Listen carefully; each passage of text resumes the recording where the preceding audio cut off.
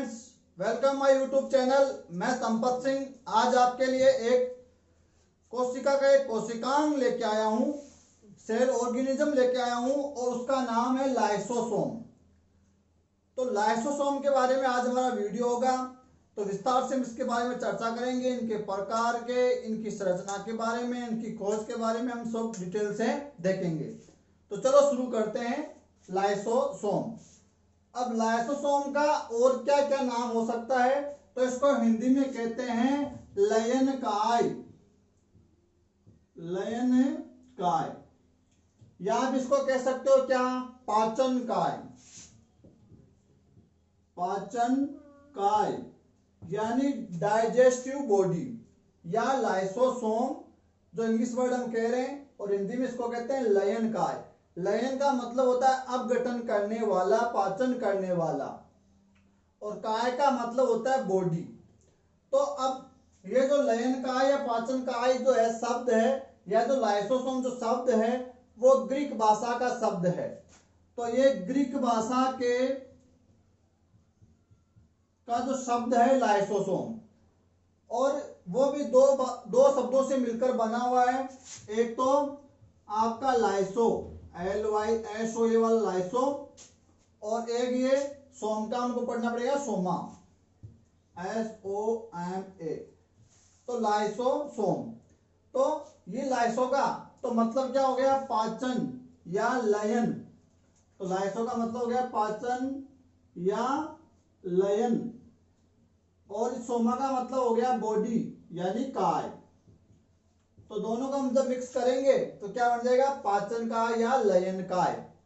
तो ये ग्रीक भाषा जो लाइसोसोम है वो ग्रीक भाषा का शब्द है जो दो शब्दों से मिलकर बना हुआ है, लाइसो यानी पाचन और सोमा यानी काय। तो ये बन गया पाचन काय या लयन काय, जिसको हम इंग्लिश में क्या कह रहे हैं, लाइसोसोम। चलो ये बात हो गई। अब आगे चलते हैं। दूसरी इसकी संरचना की हम बात करें तो ये क्या, पहली बात तो इसकी उपस्थिति कहाँ है, कोशिका के अंदर ये पाया जाता है। कोशिका का ये कोशिकांग है, तो कोशिका के कोशिका द्रव्य में, कोशिका द्रव्य में ये पाई जाने वाली संरचना है या रचना है। इसका जो आकार आकृति है वो काफी छोटी होती है। ये सूक्ष्म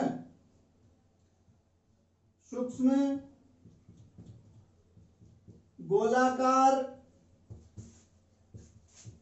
थैलेनुमा 0.25 माइक्रोमीटर से 0.80 माइक्रोमीटर व्यास वाली रचना है या कोशिकांग है। तो ये सूक्ष्म होता है, गोलाकार होता है, गोल एकदम, और थैलेनुमा संरचना होता है, थैली लाइक संरचना होता है। और इसका व्यास आप कितना देखोगे, 0.25 माइक्रोमीटर से 0.80 माइक्रोमीटर। कोशिका की उसकी कार्य प्रकृति के आधार इसकी आकृति में थोड़ा बहुत बदलाव आ सकता है। और व्यास वाली ये क्या है, रचना या एक कोशिकांग है। तो हम कह रहे हैं गोल है, सूक्ष्म है, मान लो गोल संरचना है। और ये कैसा है, एकल कला आबद्ध रचना है। कैसा है, एकल कला या झिल्ली, मेम्ब्रेन, आबद्ध यानी बद्ध। तो एकल कलाबद्ध यह रचना है, यानी इसके चारों ओर एकल सिंगल मेम्ब्रेन पाई जाती है, और इसके अंदर जो संरचना पाई जाती है, जो लिक्विड भरा होता है, उसको मैट्रिक्स कहते हैं। और इस मैट्रिक्स के अंदर जल अपघटनीय प्रकार के एंजाइम पाए जाते हैं, जिनको हाइड्रोलेजेज एंजाइम कहते हैं। तो ये जो अंदर जो मैट्रिक्स भरा हुआ है, जो तरल भरा हुआ है इसका, और ये चारों ओर एक सिंगल, इसके चारों ओर एक मेम्ब्रेन से आबद्ध ये रचना है। तो इस जो मैट्रिक्स वाला भाग है, इसमें 50 प्रकार के अम्लीय, यानी इसका जो माध्यम होता है वो कैसा होता है, अम्लीय होता है। और ये अम्लीय माध्यम में ये एंजाइम काम भी अच्छी तरह से करते हैं। अम्लीय हाइड्रोलेजेज प्रकार के एंजाइम इसमें पाए जाते हैं, जल अपघटनीय एंजाइम पाए जाते हैं। जैसे कुछ की बात करूं तो जैसे लाइपेज, जैसे प्रोटीएज,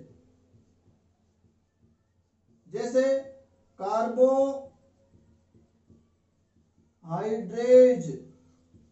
जैसे आपका न्यूक्लियेजेज, जिसमें आपका डिऑक्सी न्यूक्लियेज और राइबोज न्यूक्लियेज और फास्फेटेज, इस प्रकार के एंजाइम पाए जाते हैं। तो इसमें 50 प्रकार की अम्लीय हाइड्रोलेजेज यानी जल अपघटनीय प्रकार के एंजाइम पाए जाते हैं। जैसे मैंने कुछ लिखे हैं, लाइपेज है, प्रोटीएज है, कार्बोहाइड्रेज है, फास्फेटेज है, आपके न्यूक्लियेजेज है जो न्यूक्लिक अम्ल का पाचन करते हैं, और लाइपेज वसा का पाचन करेगा, प्रोटीएज प्रोटीन का पाचन करेगा, कार्बोहाइड्रेट वो शर्करा का पाचन करेगा यानी कार्बोहाइड्रेट का पाचन करेगा, और न्यूक्लियेजेज जो एंजाइम है तो वो करेंगे न्यूक्लिक अम्लों का पाचन करेंगे। तो ये क्या करता है, ये जो एंजाइम होते हैं वो प्रोटीन, कार्बोहाइड्रेट, वसा, ये जो शर्कराएं, जो ये अम्ल, न्यूक्लिक अम्ल वगैरह होते हैं उनका जल अपघटन कर देते हैं, उनको सरल अणु में ये एंजाइम क्या कर देते हैं, तोड़ देते हैं। तो इनका यहाँ पाचन हो जाता है, उनका अपघटन इस एंजाइम के माध्यम से हो जाता है कोशिका के अंदर। तो ये उनमें कुछ एंजाइम वगैरह पाए जाते हैं और ये एंजाइम अम्लीय माध्यम में और ये अच्छी तरीके से कार्य करते हैं। अब नेक्स्ट बात करें तो ये इसका जो निर्माण है वो किन किन से मिलकर बना होता है। कोशिका द्रव्य में बहुत सारे कोशिकांग होते हैं, उनमें से 2 कोशिकांग, एक तो कौन, गोल्जिकाय या बॉडी, गोल्जिकाय प्लस एंडोप्लाज्मिक रेटिकुलम यानी अंतःप्रद्रवी जालिका, अंतःप्रद्रवी जालिका जिसको आप ईआर कहते हो, एंडोप्लाज्मिक रेटिकुलम। तो गोल्जिकाय, गोल्जी बॉडी प्लस अंतःप्रद्रवी जालिका यानी ईआर, एंडोप्लाज्मिक रेटिकुलम के दोनों के मिलने से किसका निर्माण होता है, लाइसोसोम का होता है। अब लाइसोसोम में 2 ही रचना है, एक तो उसमें एंजाइम है और एक इसके चारों ओर सिंगल आबद्ध एक झिल्ली है। तो झिल्ली तो कौन बनाएगा, ये जो अंतःप्रद्रवी जालिका है तो बनाते हैं उनके एंजाइम, जो एंजाइम उसमें होते हैं वो कौन बनाती है, अंतःप्रद्रवी जालिका। जो एकल जो झिल्ली है वो बना देती है गोल्जिकाय, तो ये बना देती है झिल्ली। तो ये बन गया हमारा क्या, लाइसोसोम। तो इसका निर्माण किससे होता है, गोल्जिकाय प्लस अंतःप्रद्रवी जालिका से। अंतःप्रद्रवी का जालिका तो बनाती है इसके अंदर वाले जो एंजाइम होते हैं उनको, और गोल्जिकाय जो गोल्जी बॉडी होता है वो बनाता है इसकी झिल्ली को। इस प्रकार इसका क्या होता है, निर्माण होता है। चलो नेक्स्ट बात करते हैं।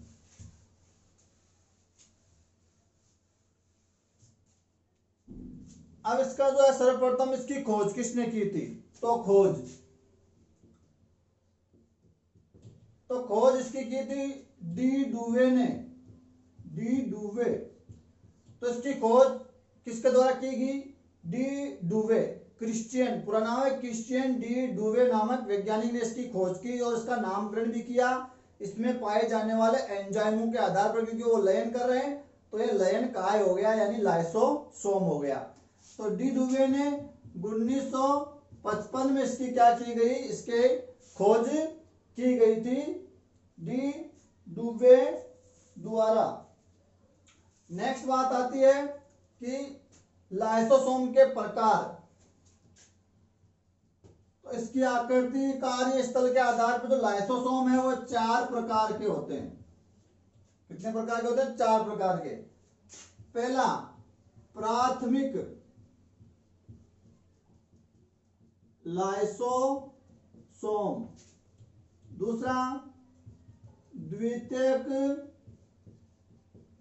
लाइसोसोम, तीसरा अपशिष्ट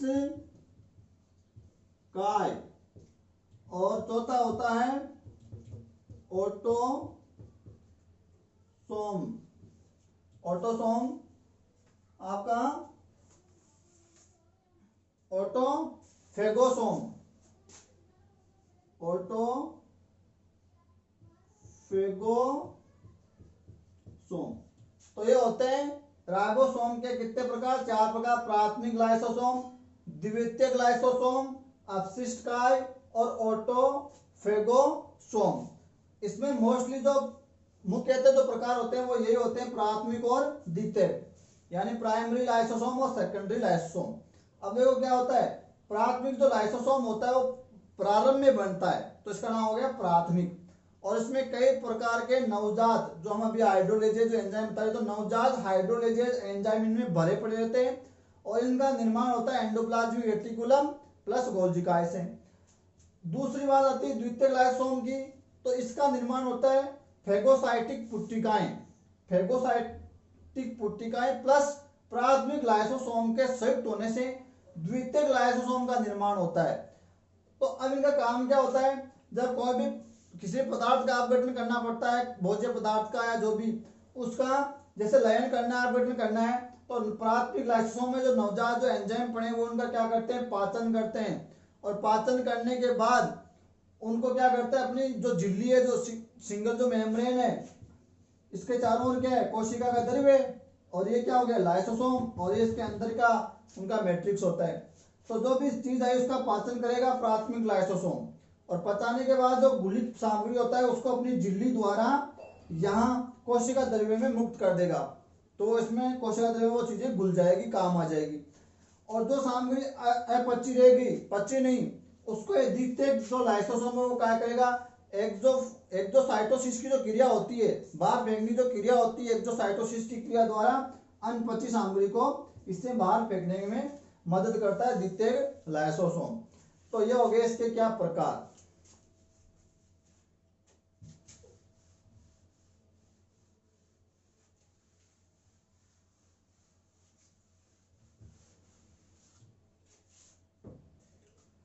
नेक्स्ट एक इंपॉर्टेंट से बात जुड़ी आती है कि इसको आत्मघाती थैला भी कहते हैं, आत्मघाती थैलियां या थैला।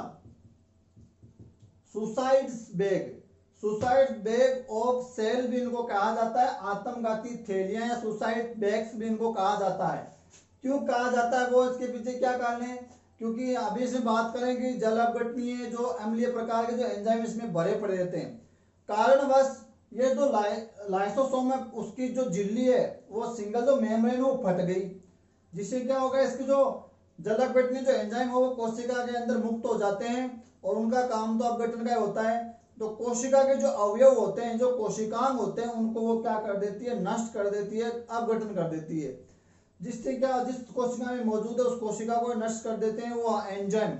इसलिए ये स्वयं की हत्या कर ली इसने, इसलिए इसको आत्मघाती थैलियां या सुसाइड बैग के नाम से भी जाना जाता है लाइसोसोम को। नेक्स्ट बात आती है कि ये मोस्टली कहां पाया जाता है। देखो ये आपकी जो प्रोकैरियोटिक सेल होती है, एक यूकैरियोटिक सेल होती है, तो यूकैरियोटिक सेल में तो ये होता है प्रोकैरियोटिक,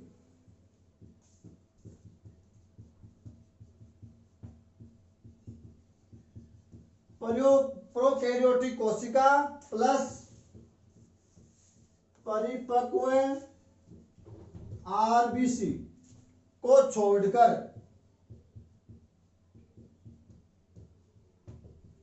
सभी सेल्स में पाया जाता है, समान रूप से ये पाया जा सकता है कि प्रोकैरियोटिक कोशिका प्लस परिपक्व मैच्योर जो आरबीसी है उनको छोड़कर ये लगभग सभी कोशिकाओं में ये पाया जाता है लाइसोसोम। और मोस्टली ज्यादा संख्या में कहां मिलेगा, तो ये यकृत कोशिकाओं में, यकृत सेल्स में, आपकी प्लीहा सेल्स में, या आपकी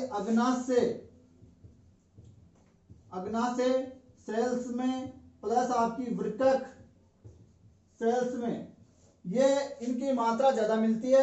यानी जो भक्षकाणु क्रिया करती है, भक्षण करने का जो काम करती है सेल्स, उनमें ये ज्यादा मिलती है, और ये क्रिया ज्यादा यकृत में, प्लीहा में, अग्नाशय में, वृक्क में होती है। तो ये जो इनकी सेल्स होती है, यकृत सेल, प्लीहा सेल, पेंक्रियाटिक सेल, आपकी किडनी की जो सेल, उनमें इनकी संख्या लाइसोसोम की हमेशा क्या मिलती है, ज्यादा मिलती है, जिनमें भक्षकाणु क्रिया पाई जाती है।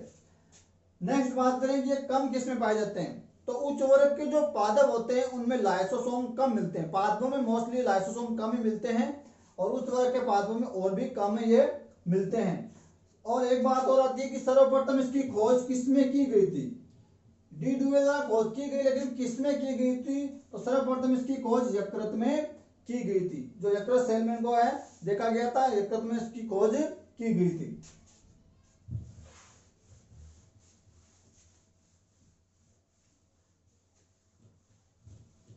तो ये तो हो गई इससे जुड़ी हुई कई सारी बातें। अब बात करेंगे लाइसोसोम के वर्क, फंक्शन यानी इसके कार्य की। तो इसके बहुत ही इंपॉर्टेंट इनके कार्य होते हैं। हर एक कोशिकांग का अपने कई सारे कार्य होते हैं, तो इनके बहुत सारे कार्य हैं। तो ये क्या करता है, मैं बोल के बता देता हूं। ये क्या करता है, जो मृत और क्षतिग्रस्त जो कोशिकांग होते हैं कोशिका के अंदर, जो ऑर्गेनिज्म होते हैं, क्षतिग्रस्त हो गए या मृत हो गए, उन कोशिकांग को प्लस क्षतिग्रस्त और जो मृत सेल्स होती है उनका ये क्या करता है, अपघटन करता है, उनको वहां से हटाता है, अपघटन करता है। दूसरा काम, अंतःकोशिकीय जो पदार्थ होते हैं, अंतःकोशिकीय पदार्थ या अंतः जो पदार्थ होते हैं जो बाहर से पदार्थ आए उनका पाचन। तो अंतःकोशिकीय पदार्थों का पाचन किसके द्वारा किया जाता है, लाइसोसोम के द्वारा किया जाता है। अंतःकोशिकीय पदार्थों का लयन या पाचन किसके द्वारा किया जाता है, लाइसोसोम के द्वारा किया जाता है। तीसरी बात आती है बाह्य कोशिकीय पदार्थों का पाचन या बाह्य पदार्थों का पाचन जो बाहर से आए। तो बाह्य पदार्थों का पाचन में यह मदद करता है। तो बाह्य जो पदार्थों का पाचन में क्या होता है, दो क्रियाएं होती है। एक होती है फेगोसाइटोसिस जिसमें ठोस पदार्थ बाहर से अंदर आते हैं, एक होती है पिनोसाइटोसिस जिसमें तरल पदार्थ बाहर से कोशिका के अंदर आते हैं। तो फेगोसाइटोसिस और पिनोसाइटोसिस क्रिया द्वारा जो पदार्थ ग्रहण किए गए हैं, जो अंदर आए हैं, उनका पाचन किसके द्वारा किया जाता है, लाइसोसोम के जो एंजाइम होते हैं उनके द्वारा किया जाता है। चौथी बात करूं मैं यहाँ, तो ये निषेचन में मदद करता है। निषेचन में मदद कैसे करता है, जैसे ये अंड सेल है, अंडाणु है, इसके चारों ओर झिल्ली होती है। इस झिल्ली को गलाकर एक छेद करना जरूरी होता है, क्योंकि जब नर शुक्राणु इसके अंदर आता है यहाँ और उसको रास्ता चाहिए अंदर घुसने के लिए, तो ये लाइसोसोम क्या करता है, इस झिल्ली को यहाँ से गलाता है, उसका लयन करता है, उसका अपघटन करता है और इसको नर जो शुक्राणु उसको अंदर जाने के लिए मार्ग उपलब्ध कराता है। नेक्स्ट कार्य की बात करूं तो गुणसूत्रों को मतलब पृथक करने में, गुणसूत्रों का पृथक्करण करने में लाइसोसोम काम आता है। कोशिका विभाजन में भी इसका काम होता है। तो गुणसूत्रों को पृथक करने में और कोशिका विभाजन में भी लाइसोसोम का कार्य होता है। नेक्स्ट बात आता है स्वलयन, यानी सेल्स के अंदर जो कोशिकाएं बनती है उनमें जो रोगग्रस्त जो सेल हो गई है उनको वहां से हटाया जाता है, सफाई की जाती है, स्वलयन उनका किया जाता है। तो रोगग्रस्त जो सेल्स होती हैं उनको वहां से निकालने का कार्य भी इस आपके लाइसोसोम द्वारा किया जाता है। साथ में जो प्रोटीन है, कार्बोहाइड्रेट है, शर्कराएं हैं, वसा है, उनका तो जल अपघटन किया ही जाता है। साथ में जो कुछ एक्स्ट्रा जो पदार्थ आ गए हैं उनको जो भक्षकाणु करने की जो क्रिया है वो भी आपका लाइसोसोम कर देता है। इसके अलावा एक काम और है इसका, जो अंकुरित जो बीज होते हैं, जब बीजों का अंकुरण होता है तो उनमें पहले से ही कुछ संचित भोजन होता है, स्टोरेज फूड होता है, तो उसका अपघटन जरूरी हो जाता है। तो अंकुरित बीजों के अंदर जो संचित भोजन है, स्टोरेज फूड है, उसका अपघटन कर अंकुरण में मदद करता है कौन, लाइसोसोम। तो ये हो गए इसके प्रमुख कार्य। अब लाइसोसोम से जुड़े 2-3 रोग है। तो लाइसोसोम से जुड़े रोग कौन कौन से हैं, एक तो रोग है गुचर, तो ये लाइसोसोम से जुड़ा हुआ रोग है गुचर। अगला है पोम्पोस, तो पोम्पोस जो रोग है वो भी किससे जुड़ा हुआ है, आपके लाइसोसोम से जुड़ा हुआ है। और एक रोग है टे सेक, तो गुचर, पोम्पोस और टे सेक नामक जो रोग है वो लाइसोसोम से जुड़े हुए रोग हैं। आशा करता हूँ वीडियो आपके समझ में आएगा।